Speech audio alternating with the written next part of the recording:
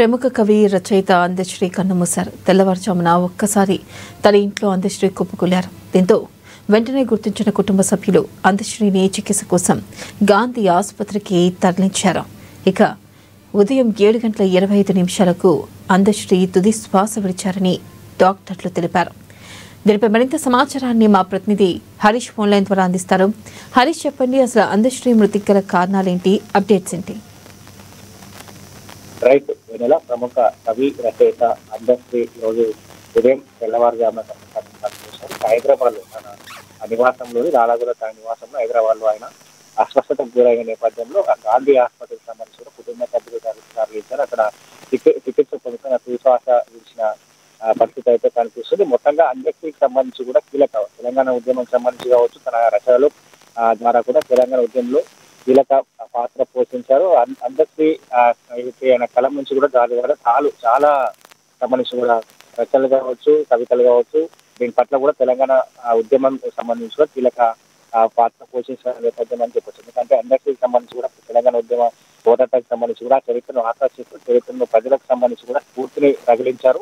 తెలంగాణ ఉద్యమానికి సంబంధించి కూడా ఆయన ఊపిరి పోసిన నేపథ్యం అయితే కనిపిస్తుంది. ఇందుకు సంబంధించి కూడా రాష్ట్ర గీతానికి సంబంధించి జయ జయ తెలంగాణ సంబంధించిన రాష్ట్ర గీతాన్ని తెలంగాణ ప్రభుత్వం జూన్ 2న అధికారికంగా ప్రకటించింది. ఆయనకు ₹1 కోటి పురస్కారానికి సంబంధించి కూడా అందించిన పరిస్థితి అయితే ఉన్నది. కాబట్టి దాంతో పాటుగా తాను పలు కీలకమైన డాక్టరేట్ తో పాటు పలు కీలకమైన పురస్కారాలు అందుకున్న నేపథ్యం అయితే కనిపిస్తుంది. మొత్తంగా సిద్దిపేట జిల్లాకి సంబంధించి కూడా రేపర్తులు అందశ్రీ సంబంధించిన ఆయన స్వస్థలానికి సంబంధించి కూడా పూర్తిగా విషాద శైలము అలుముకున్న నేపథ్యం అయితే కనిపిస్తుంది. మొత్తంగా గాంధీ ఆసుపత్రిలో ఆయన ఈ రోజు శ్వాస విడిచడం పట్ల కూడా ప్రముఖులు ఇక్కడ అయితే రాజకీయ నేతలు కావచ్చు, అలాగే సినీ ప్రముఖులు కావచ్చు, మిగతా ఆయనకు సంబంధించి కూడా ఆయన సంబంధించిన రచనల ద్వారా కూడా స్ఫూర్తి రగించిన ఉద్యమకారులకు సంబంధించి కూడా ఈరోజు ఆయన తీవ్ర దిగ్భ్రాంతిని వ్యక్తం చేసిన పరిస్థితి అయితే కనిపిస్తా ఉన్నది.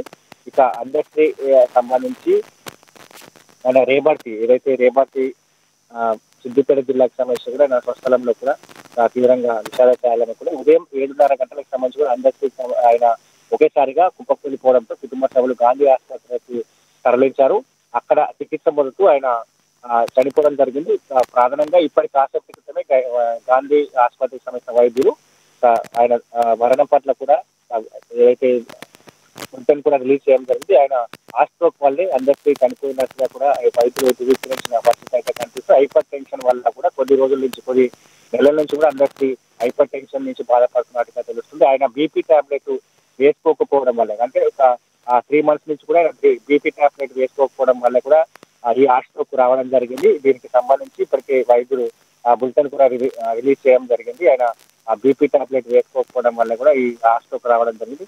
అందశ్రీకి సంబంధించిన మృతి పట్ల ఇప్పటికే సినీ ప్రముఖులు కావచ్చు, అక్కడ తెలంగాణ ముఖ్యమంత్రి సీఎం రేవంత్ రెడ్డికి సంబంధించి కూడా, అలాగే పిసిసి చీఫ్ మహేష్ కుమార్ కూడా, అలాగే మంత్రి సీతక్క, అలాగే మొత్తం రాజకీయ నేతలంతా కూడా దిగ్భ్రాంతి వ్యక్తం చేస్తున్నారు. మనకు ఆంధ్రప్రదేశ్ ముఖ్యమంత్రి చంద్రబాబు నాయుడు కూడా దిగ్భ్రాంతి వ్యక్తం చేసిన నేపథ్యం అయితే కనిపిస్తా ఉంది. కాసేపు క్రితం సీఎం రేవంత్ రెడ్డి కూడా అందశ్రీ మృతి పట్ల దిగ్భ్రాంతి వ్యక్తం చేస్తూ అధికారిక లాంఛనాలతో ఆయన అంత్యక్రియలు జరపాలని కూడా సీఎం రేవంత్ రెడ్డి ఉత్తర్వులు కూడా జారీ చేయడం జరిగింది.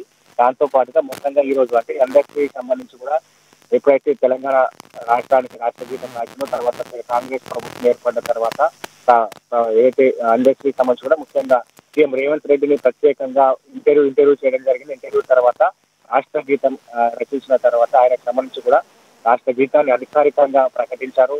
జూన్ 2న సంబంధించి ఆయన ₹1 కోటి పురస్కారాన్ని అందించారు.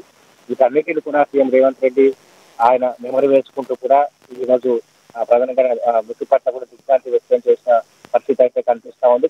అందరికీ సంబంధించి కూడా సాహితీ లోకానికి తీరని లోటు ఉన్నట్టుగా కూడా ఆయన దాంతో పాటుగా మొత్తంగా మంత్రులు కావచ్చు, పొన్నం ప్రభాకర్, అలాగే సీతక్క, అలాగే పిసిసి చీఫ్ మహేష్ కుమార్ గౌడ్తో పాటుగా అక్కడ మాజీ సీఎం కేసీఆర్, అలాగే కేటీఆర్ తో పాటుగా బీజేపీ చీఫ్ రామచంద్రరావు, అంటే సినీ ప్రముఖులు, రాజకీయ ప్రముఖులంతా కూడా అందరికీ మృతి పట్ల కూడా తీవ్ర దిగ్భ్రాంతిని వ్యక్తం చేస్తున్న పరిస్థితి అయితే కనిపిస్తా ఉన్నది.